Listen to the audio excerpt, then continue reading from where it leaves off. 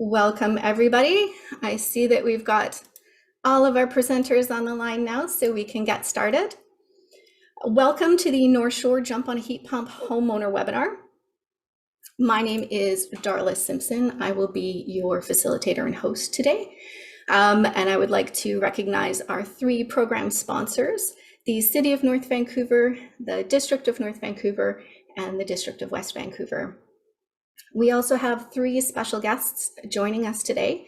We have Jordan Fisher from Fresco Building Efficiency, Sam Wright, a community energy coach with Better Homes BC, and Peter Sundberg, the executive director of City Green Solutions, and they manage the virtual home energy checkup program, which we will be talking about a little bit later today. So our goal today is to spend about half an hour in presentation mode, and then we will switch over to a question and answer for about half of the webinar, as I said. Just a quick note for anybody who is not familiar with Zoom or Zoom webinars. We will be taking questions for the panelists via the Q&A button. So that's on the bottom right of your screen. If you wish to chat with anybody else on the line, you're welcome to use the chat function, which is the button on the left of your screen. But if you would like, again, panelists to answer your questions, please do use that Q&A function. So diving right in, why choose a heat pump? Well, switching from a natural gas heat furnace to a central heat pump or an electric heat pump can reduce your space heating emissions up to 97%. So this is pretty significant and a really great way to reduce your carbon footprint as a homeowner. It's about the equivalent of not driving your car for 9 months of the year. And one of the most significant things you can do as a homeowner to reduce your home's GHG emissions. But in addition to that, there are a lot of other great benefits of switching to a heat pump. It's good for your health, providing cooling and improving on air quality, especially allowing you to keep those windows closed on smoky or smoggy days and providing that cooling in the summer. Plus, there's no particulate matter from combustion. It's good for your home, providing warmth in winter and consistent heat throughout the home. And it is rapidly becoming the standard in new home construction. And finally, as we mentioned before, it's good for the environment. So heat pumps are 2 to 3 times more efficient than conventional heating systems and the lowest GHG emissions of all the heating options, especially given our low carbon intensity hydroelectricity here in British Columbia. From the municipality's perspective, all 3 municipalities have committed to a climate target of net zero by 2050.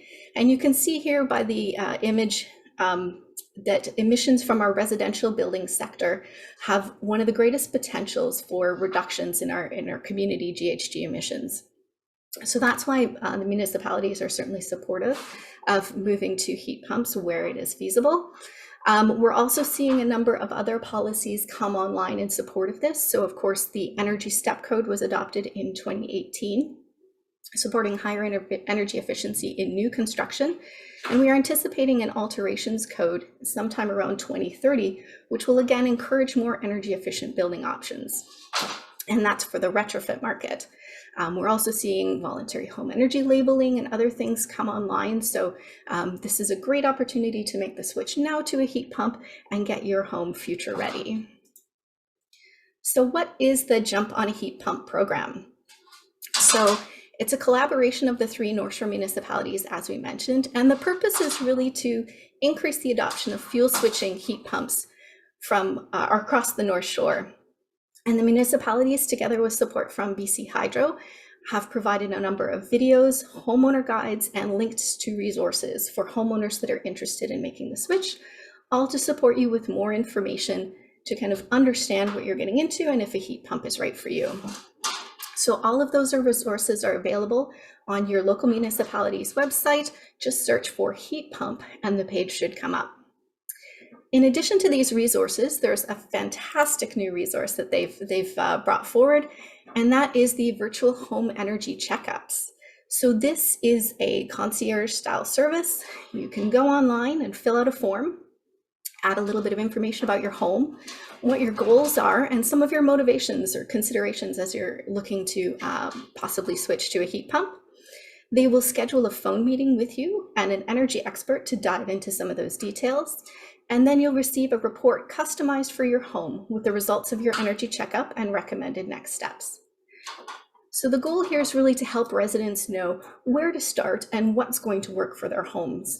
We're going to go over a few heat pump basics, but if you're wondering, is a heat pump right for me? What kind of heat pump do I need? I really encourage you to look into those virtual home energy checkups. It's a great place to start. So many of you had questions about heat pump basics in your registration questions. So we're going to go over some basics. But again, as we get into the details, you can pose those through the Q&A to our panelists today. So how do heat pumps work? Well, all homes can make the switch to a heat pump, but the best time is when you need to replace your existing system. In the Lower Mainland, we're talking predominantly air source heat pumps. So there are ground source heat pumps and water source heat pumps as well, but for the Lower Mainland, air source heat pumps are really the most appropriate technology. Now they work a little bit differently than conventional heating systems in that they capture heat from the outside air, concentrate that heat by increasing the pressure, and then distribute it through your home. And this is how they can achieve efficiencies of greater than 100%. They don't make heat, they capture it and move it. The design and the energy savings that you'll receive in your personal home is really dependent on the type of heat pump system you choose, how big your home is, and some of the additional features that you may have. But two things that are consistent with all of the different heat pump systems: there's an outdoor unit or condenser unit, and then there's indoor equipment.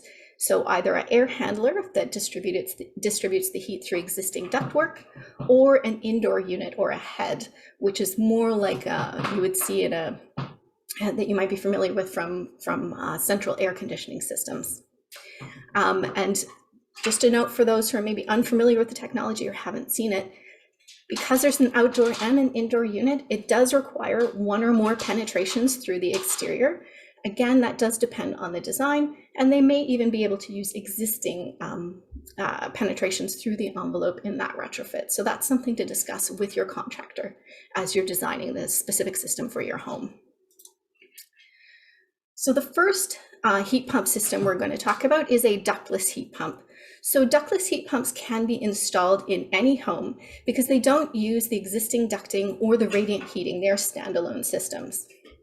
One outdoor unit can supply as few as one, so a mini split system, or up to 8 multi-split indoor units. And you can see what that indoor unit head looks like. So one of the advantages to this system is each indoor unit has its own separate temperature controls. So you can have different temperatures for bedrooms than living rooms and that sort of thing. There's also, if you're not a big fan of the head system, there are models where the indoor unit is in the wall or the roof. Those are called slim fit models. There's also versions where you may have one central head that also provides heating and cooling through a venting system to other rooms in your house. And so those look more like a conventional register where you simply open or close the register and you'll be able to have more or less heating and cooling in that particular room.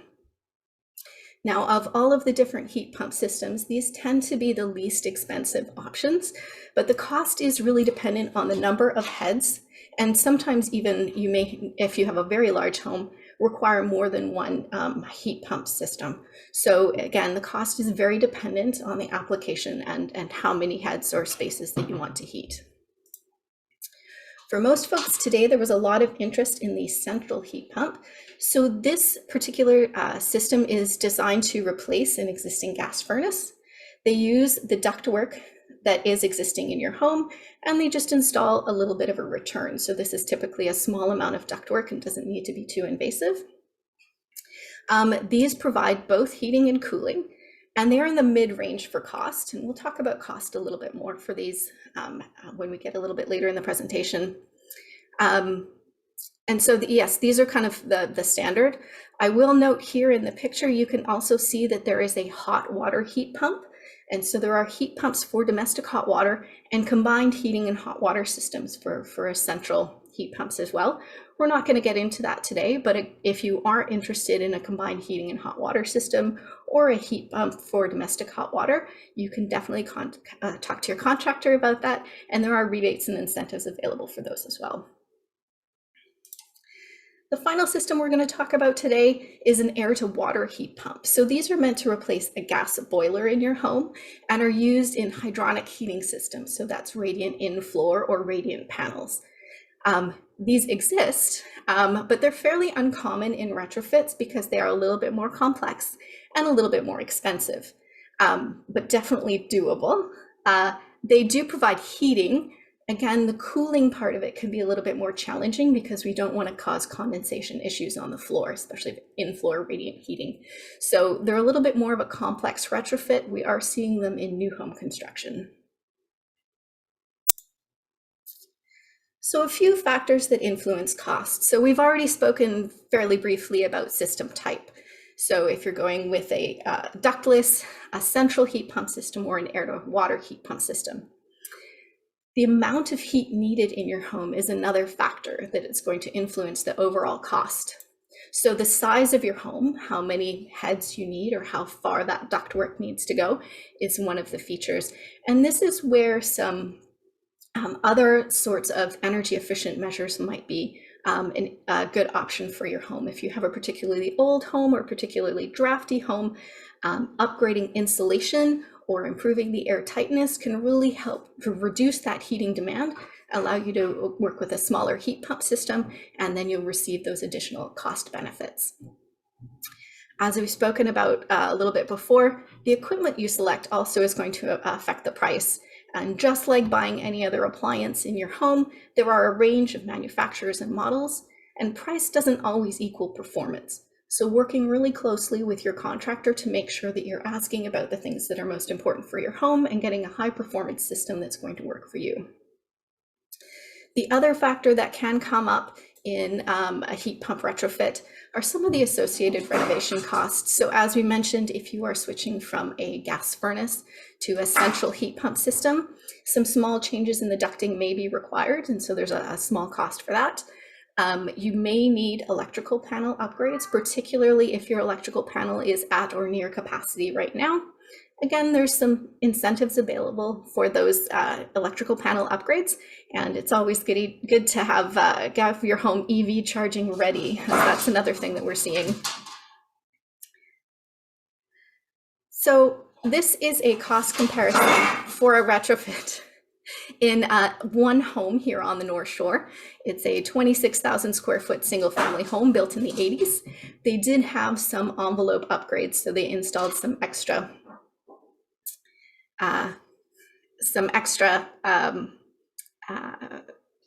insulation and did some air sealing. So it's a relatively efficient home. And you can see that the equipment cost for a conventional high efficiency gas furnace, so this is moving from a standard gas furnace to a high efficiency furnace, is somewhere in the range of $6,000 to $9,000, where a comparable upgrade to a central central heat pump is in the $14,000 to $20,000 range. The annual utility costs are comparable after the installation, but the rebates are really what makes the difference. So with up to $11,000 in rebates and $2,000 in municipal top-ups, the cost effectiveness of the heat pump upgrade becomes very comparable with the high efficiency gas furnace. And then it's the extra features where we really see the benefits, the added air conditioning from the central heat pump system, and a really dramatic reduction in the annual GHG emissions of the home. And my apologies as my cat has gone nuts, as you can probably hear. We had a few questions in the registration about permits and bylaws. And because we have 3 municipalities represented through the program, I really encourage you to reach out to the appropriate contact in your municipality for details. In general, you will require an electrical permit. And if you're decommissioning a gas system, you will require a gas permit as well. For the bylaws, the most applicable bylaws are the noise control bylaws. So we've cited them here. But again, we encourage you to contact your local municipality for details. And you can also speak with your contractor, and they'll help you to ensure that your installation complies with permitting and bylaw requirements. So that's our overview of heat pump systems. We're going to switch over to a discussion about the rebates available to you.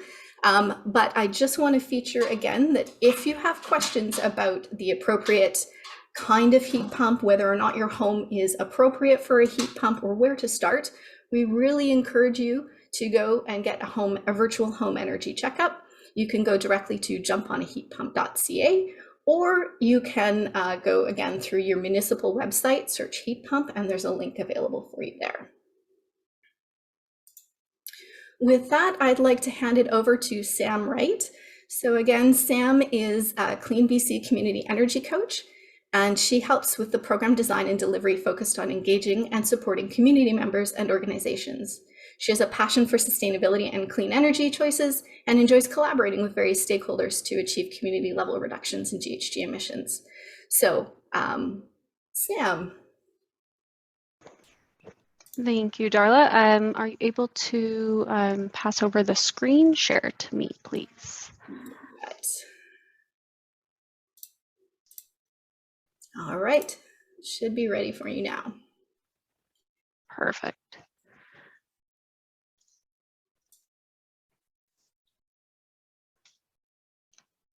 Wonderful.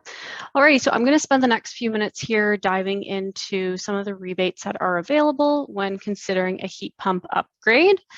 I'm not going to dive into any specifics per se. We do have a short amount of time to cover the information, so I will just be highlighting what is available as well as some great supports for more information. So there are two main rebate programs available right now. So there's the provincial CleanBC rebate program, as well as the federal Canada Greener Homes Grant. Both programs are completely stackable, meaning you can access them together up to 100% of the cost of your upgrade. And just a note as well, eligibility for these programs in terms of home types would include single family detached home, townhomes, side-by-side townhomes, that is, duplexes and mobile homes. Multi-unit residential buildings cannot access rebates or grants for heat pumps. Here is the main website, the CleanBC Better Homes website, where you can find all of the information when planning your renovation. So it is the main government hub for all of the details that you would need. You can look for contractors as well as some great product FAQs. So an excellent place to get started for sure. Also, one of the great features on the website is the rebate search tool. This gives you a great way to filter the rebates available to you based on your home location as well as home heating type. So your home heating type and location do influence the rebates available to you slightly. So just an important thing to note. Overall, so what rebates are available for a heat pump? So on the provincial side of things, you have up to $6,000. There are also a handful of North Shore municipal top-ups, depending on where you live specifically, of $2,000. And the federal Canada Greener Homes Grant of up to $5,000. So again, all stackable, and just something to keep in mind, the rebate amounts will differ depending on how your home is heated currently. So if you're electrically heated, for example, then the rebates you can access are about up to $7,000. For those homes switching from fossil fuel to a heat pump, that would be that up to $13,000 amount. So some offers, like that municipal top-up, are only going to be available to homes that are making the switch from fossil fuel rather than electric heated homes.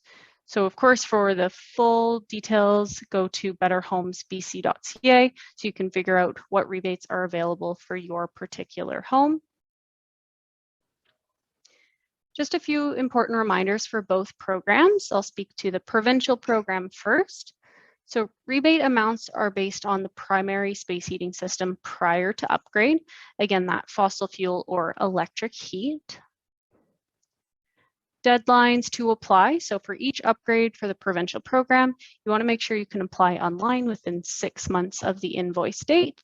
Best practice is to apply as you go. System eligibility for your heat pump will be based on the qualifying product list. So you always want to make sure when receiving quotes from contractors, they can provide you something called an AHRI number for the system. It's the best way to check that list.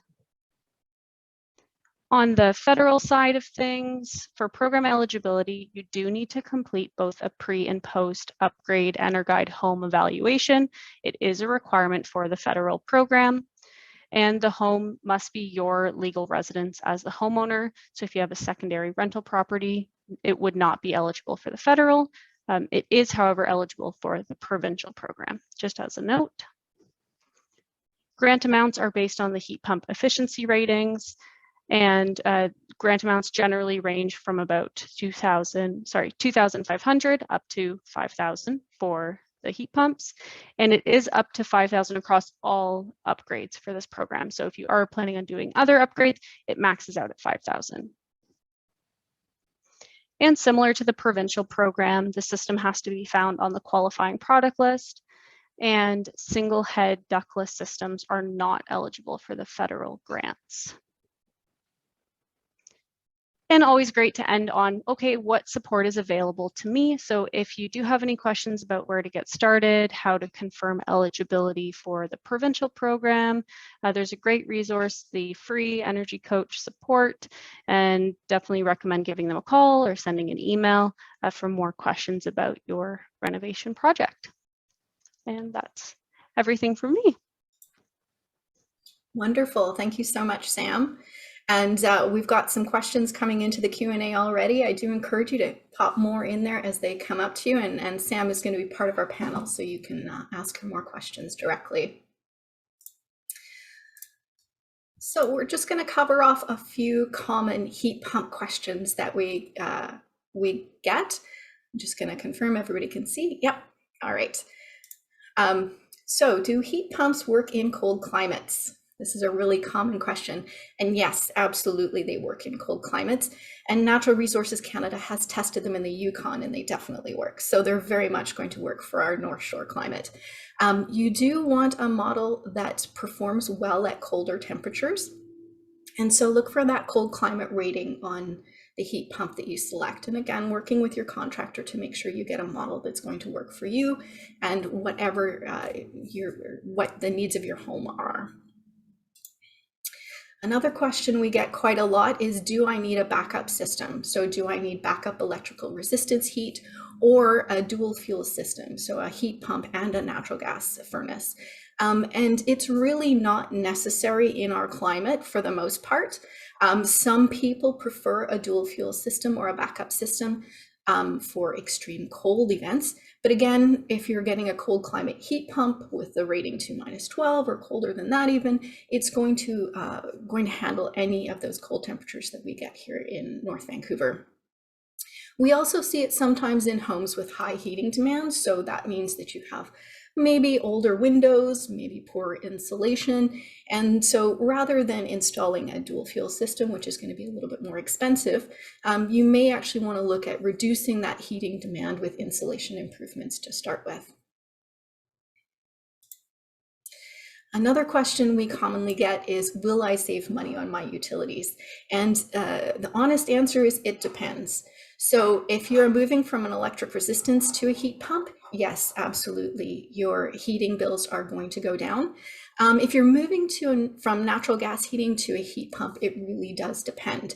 So again, it can be comparable, sometimes a little bit higher, sometimes a little bit lower. But there's a lot of additional features that you get with a heat pump. And again, if you're pairing that with any insulation upgrades or some air sealing in your home, you can end up seeing some energy savings.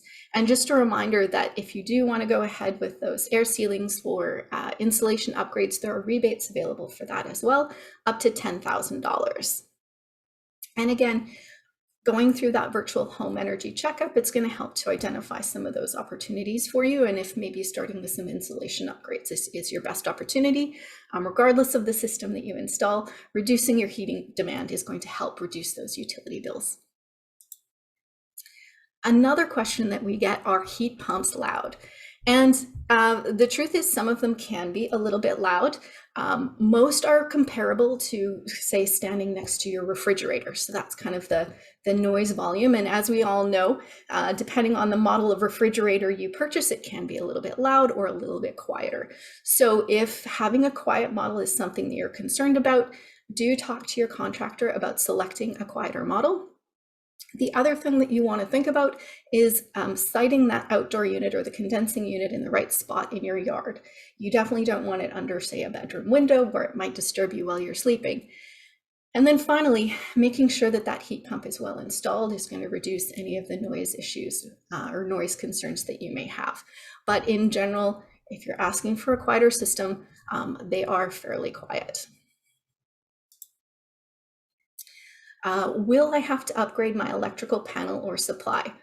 Possibly, particularly if you're in an older home and your panel may be at or already experiencing some supply issues. And just a reminder, again, there are rebates available for those panel upgrades, and you can be EV charging ready. So definitely make sure that your panel is sized for your future electrical needs. Do I need to upgrade my ductwork? Possibly. So if you are looking at a central heating heat pump system, then you will need to install a return, as we've mentioned before. It's a fairly small amount of work and not very costly.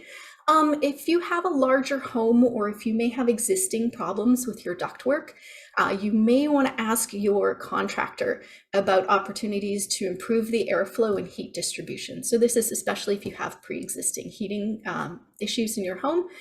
Contractors don't always offer this service, but if you're concerned about it, then definitely ask, and there may be some opportunities for you there. What about power outages? Concerns about heat during power outages? Well, the truth is natural gas furnaces don't work in power outages either. So in more remote communities with more extreme cold weather events, we may encourage them to have backup heating systems. But for North Vancouver, an urban community with moderate temperatures, this is a fairly minor concern. And then finding a qualified contractor. You definitely want a contractor experienced with your particular heat pump system. So you can go to Better Homes BC to find registered contractors, and you can see the link there. CleanBC has, they are licensed contractors, they have a valid BC business license, and they've also received specific training about heat pump installation in the province of British Columbia. You can also ask about manufacturer's training and other certifications, and in particular that manufacturer's training can be really valuable to make sure that the system that you select is well installed.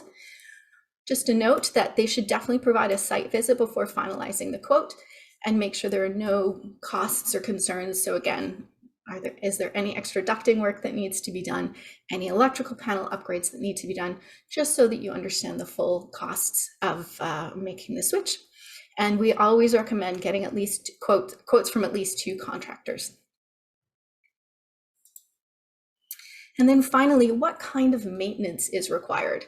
So in general, you'll want to clean or replace the filters on your indoor units 1 to 4 times a year. And you can check with the manufacturer recommendations on what's appropriate for your system. It is a little bit more frequent than you would with a furnace. The outdoor unit should be wiped down twice a year. Just make sure they're clean and make sure there are no obstructions to the airflow around the unit. And it's really important that you don't power wash these outdoor units in particular, because it can damage those heat exchange coils. We do encourage you to ask your contractor about regular maintenance, and this will just ensure that your heat pump is functioning properly and keeping those noise down and keeping it efficient. And I can see some great questions coming into the Q&A for the chat. So with that, we're going to switch to our Ask an Expert section. And so we have 3 guest experts for you today to pepper with your questions. First, we have Jordan Fisher. So he is the principal at Fresco Building Efficiency. His work in residential heat pumps includes studies on heat pump retrofit best practices and the perspectives of homeowners and contractors on the development. He's also worked on the development of installation standards and best practice guidelines and related education and capacity building. He was also involved in the development of CleanBC's Program Registered Contractors Initiative and was an advisor on the training guide and curriculum for heat pump best practices for existing homes, which is delivered by the Home Performance Stakeholder Council. So Jordan is exceptionally knowledgeable in this area. And as we've mentioned before, we also have the fabulous Sam Wright, who will be able to answer your questions on the Better Homes BC rebates. And We can certainly take questions on the federal Green Homes Rebate Program as well, but we may have to refer some of those questions to others. And then finally, we have Peter Sundberg, the Executive Director of City Green Solutions, a social enterprise that provides a wide range of residential energy efficiency programs and services, including the virtual home energy checkups that we've been talking a little bit about today. So welcome, panelists. I will encourage you to unmute yourself, and we'll dive right into the questions that we have here. I will make a quick note that we have a few questions here from strata corporations, and for today we are focused more on single-family homeowners, but I would encourage you to reach out to the Vancouver Island Strata Owners Association. They have some really great resources around heat pump bylaws and making the switch to heat pumps in multifamily dwellings. So, wow. Just doing a quick review of some of the Q&As. How's everybody feeling today? Good. Excellent. So we have a question here from Joanna. I understand a heat pump is less efficient than a gas heating in a cold temperature, but what exactly does it mean? Does it mean the house will not be heated to the right temperature, or does it mean the pump will be working at a higher frequency? And so, Jordan, I'm going to throw that one over to you. Maybe we can dispel the myth that heat pumps are less efficient than furnaces. Yeah, thanks. Thanks so much, Darla. Yeah, good question. So definitely heat pumps are not less efficient than furnaces, even in very, very cold temperatures. Heat pump efficiency does drop as outdoor temperature drops. If you have a cold climate heat pump, that drop is much less pronounced. So they sort of maintain their efficiency even as temperature drops much more reasonably. But they'd certainly always be more efficient than a gas furnace. Although I think maybe where some of your question might come from is the fact that because that efficiency drops, even though the efficiency is going to be higher than a gas furnace, gas is much cheaper than electricity per unit of energy. So it definitely could be true that in cold temperatures that the cost of operating that heat pump will be higher than the cost of operating the furnace because of that discrepancy in prices. Excellent. Thank you, Jordan. And just kind of a related question there. And what's the outdoor temperature limit for a heat pump? Yeah, so it really depends on the kind of heat pump that you get. Each heat pump is different, and there are specifications available from each manufacturer for different heat pump models that will show how they perform at different temperatures. So I'm hesitant to give like too much of a general answer because it really depends on each unit, but certainly the better quality cold climate units could certainly operate down to around -25 Celsius. There's some reports that they can operate, although less efficiently, at temperatures even colder than that. Although certainly I think for the North Shore, you know, we're already at kind of temperatures much colder than we would normally experience. Excellent. Thank you, Jordan. And just a note to folks, I see a few questions that are coming into the chat. And if you'd like our panelists to answer your questions today, I do encourage you to put them in the Q&A. That's how we're keeping track of all of them. And just a quick note for Julia, will the slides be available after the session? Absolutely, we are recording the session and it will be available to view again on each of the municipal websites. Question here from Sue, it's a little bit specific. They have a heritage home and have had 2 estimates and both said they need a new gas furnace and a heat pump. Not sure why. We have ducts. So Jordan. Sure. Yeah, happy to take this. I live in a 1912 heritage home myself that has a fully electric heat pump system without a gas backup. It is definitely quite common that contractors recommend using gas systems. So certainly I would say you have the option of going either way. You could use what we call a dual fuel, or some people call a hybrid system that's got both gas furnace combined with a heat pump, or you certainly could also go to a fully electric heat pump. pump, which, as I mentioned, is what my home has.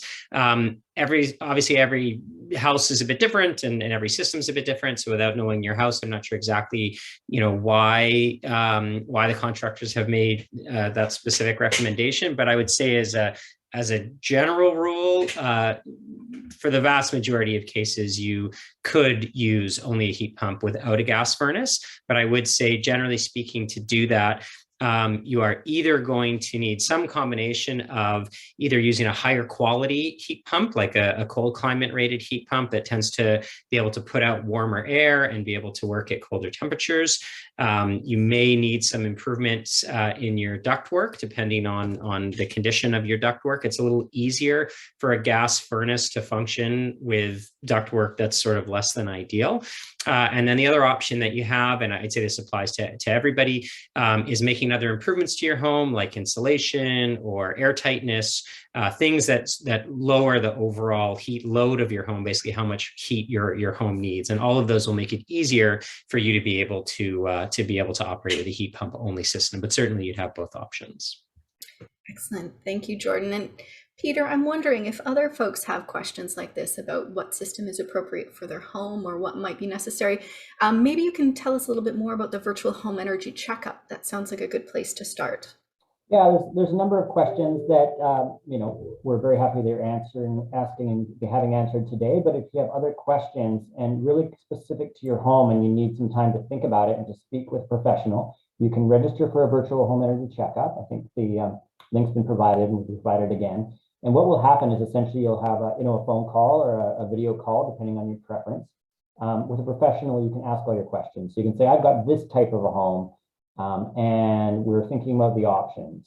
And they'll ask you a range of questions and respond to them sort of one-on-one, as if you were having this type of conversation just between you and one energy efficiency professional. And that may be before you've spoken to a contractor, or maybe after you've got multiple quotes and you're not sure where to go. There's 3 different quotes for 3 different systems, and you can't determine which one is right. This person wouldn't tell you which one specifically to go with, but they'd explain what the differences are. So they might talk about, well, you have one central heat pump quote and one ductless. Now let's talk about your home, which would be most appropriate. Or they might explain efficiency ratings and why one might be more expensive than the other. So a range of things like this.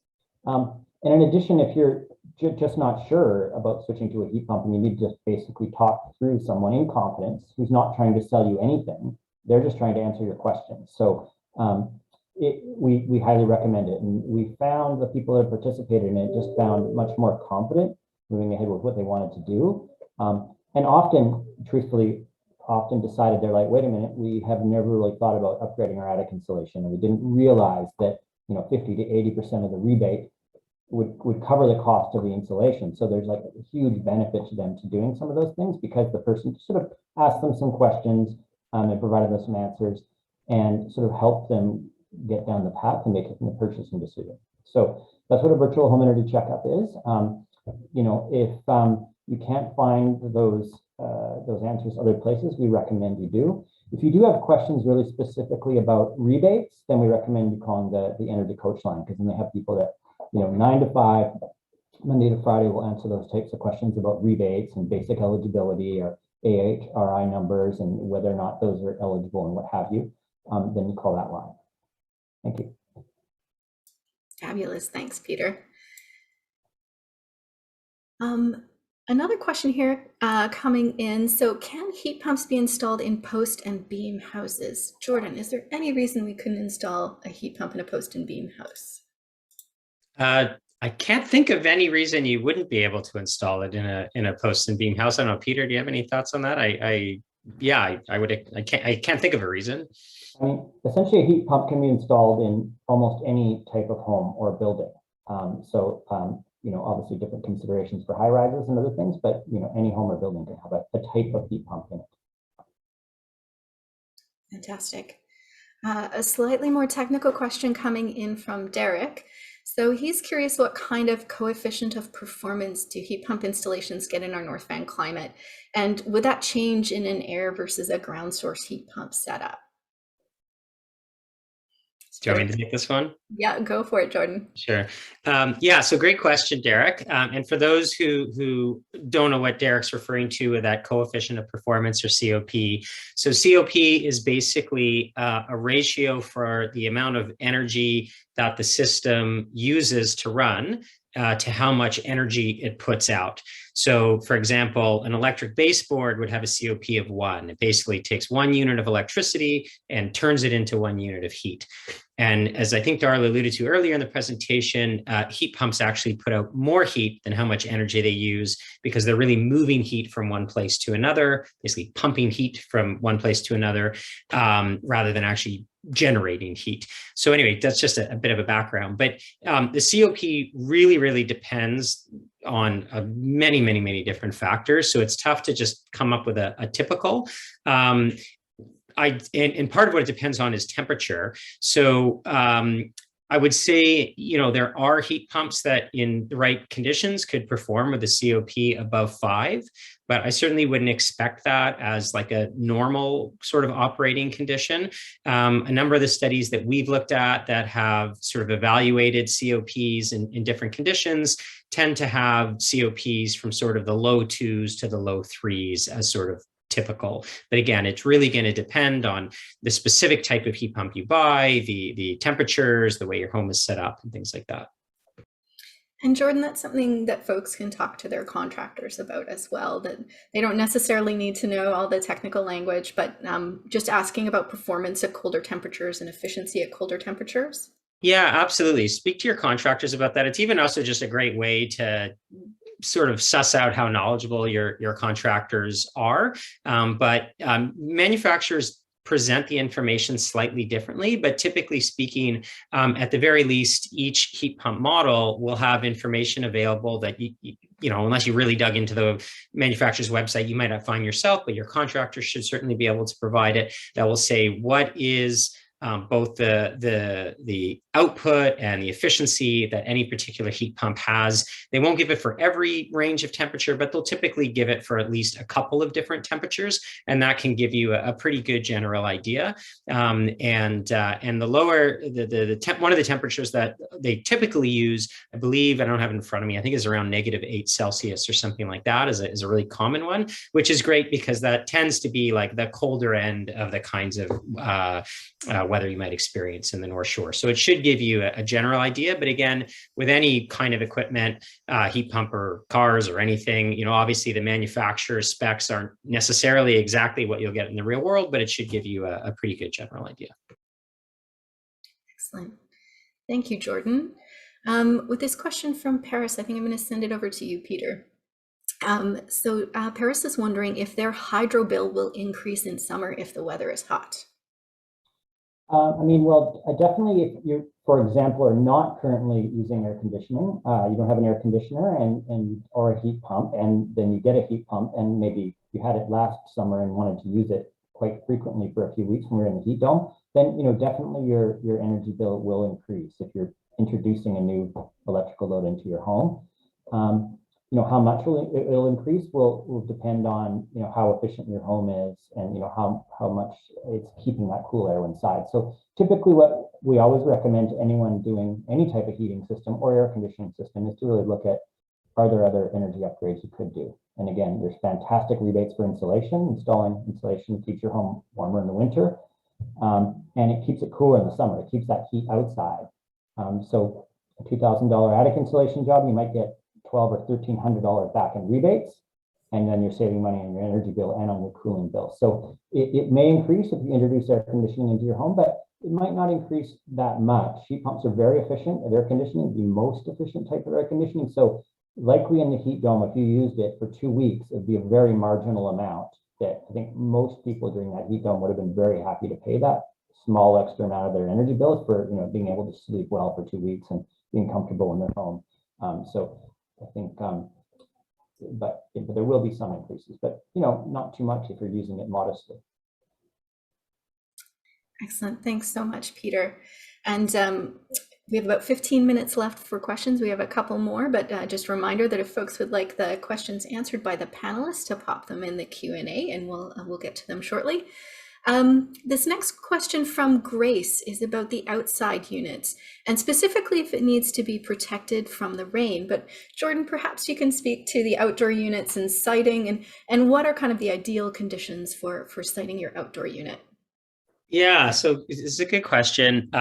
I'll be honest, most people are not protecting their outdoor units from the elements. And I'd say that's not really something I would recommend, but it's certainly something that's done quite commonly. In fact, my heat pump, which was installed before I bought the home, is not protected from rain and snow. But generally speaking, when we're recommending and certainly the next one I'll get would be, but when we're recommending best practices, we would recommend that your heat pump have some protection from the elements.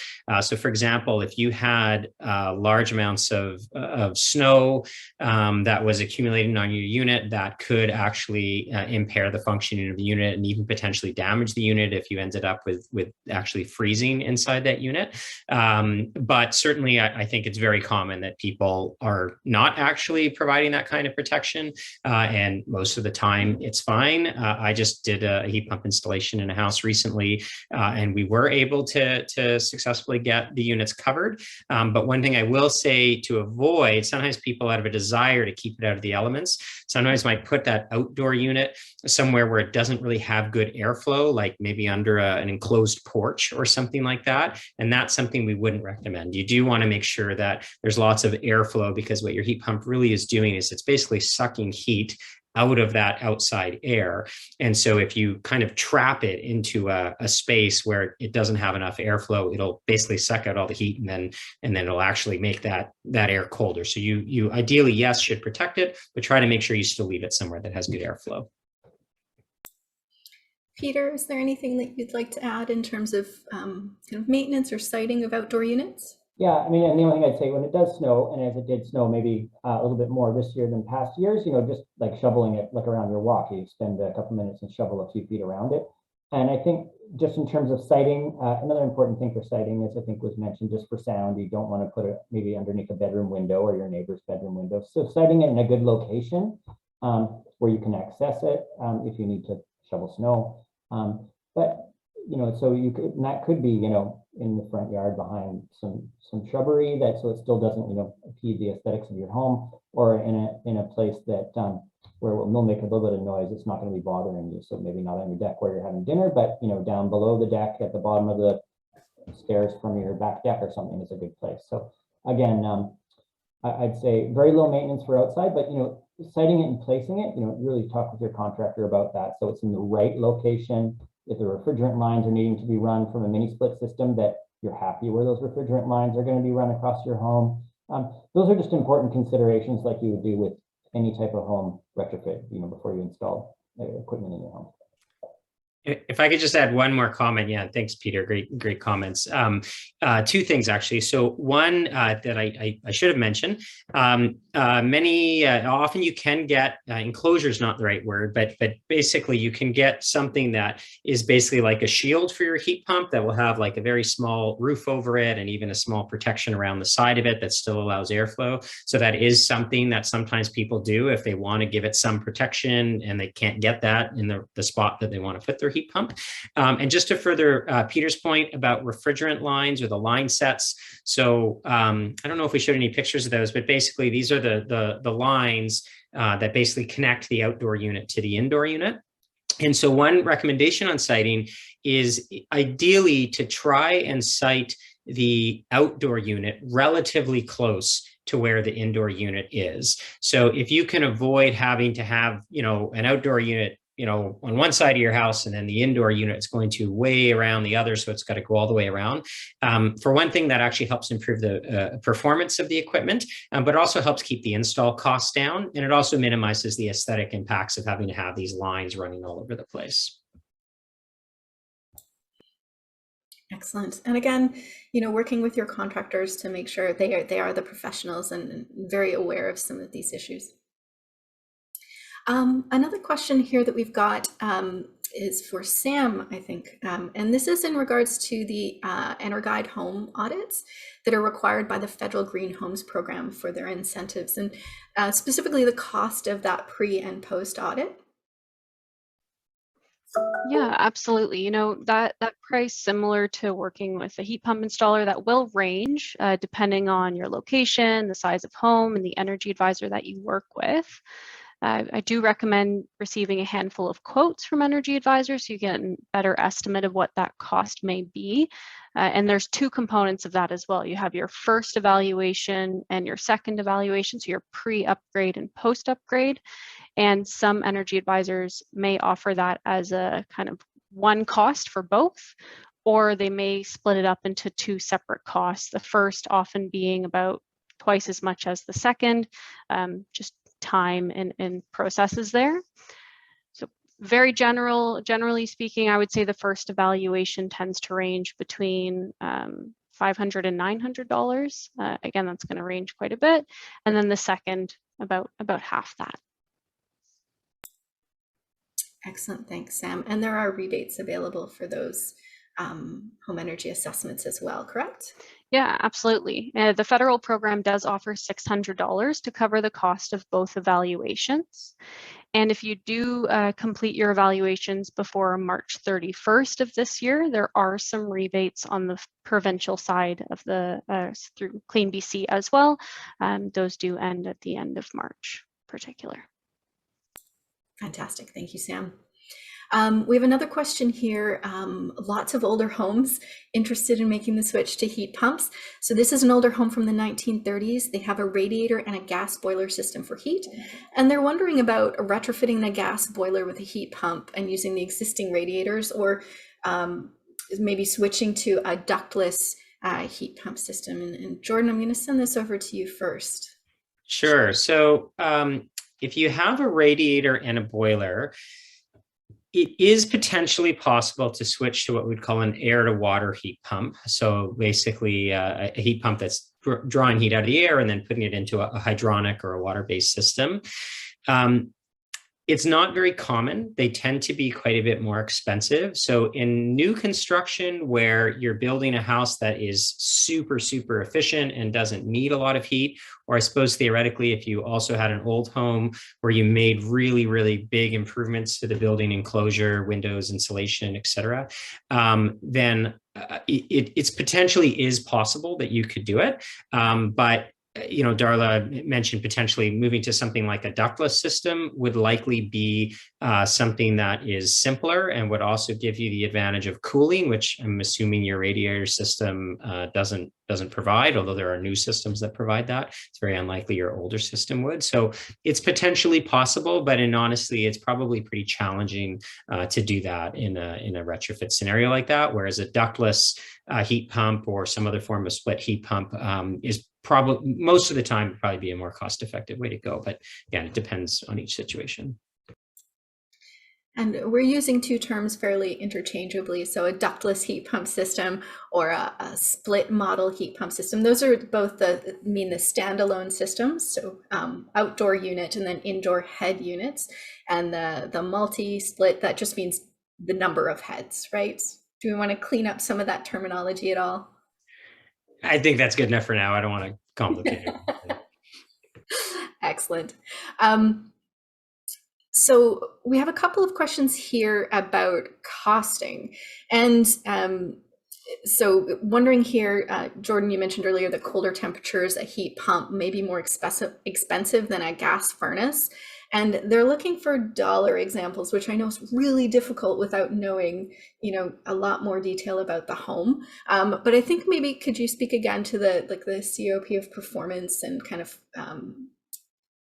how energy bills might go up in those colder temperatures? Yeah, it's and I don't have numbers at my fingertips at the moment for a specific situation like that. It's something that it's certainly something we could analyze and evaluate for any specific building or any specific home. But yeah, I'm hesitant to just sort of throw a general number out there because I think it's going to vary quite a bit based on a lot of different factors. But, you know, we would certainly hope we have cold climate heat pumps that in most of the kind of cold weather we experience in this relatively mild part of Canada would be in the range of 2 or better. But yeah, it really depends on so many factors. It would be difficult to say specifically. Peter, do you want to jump in and provide any context?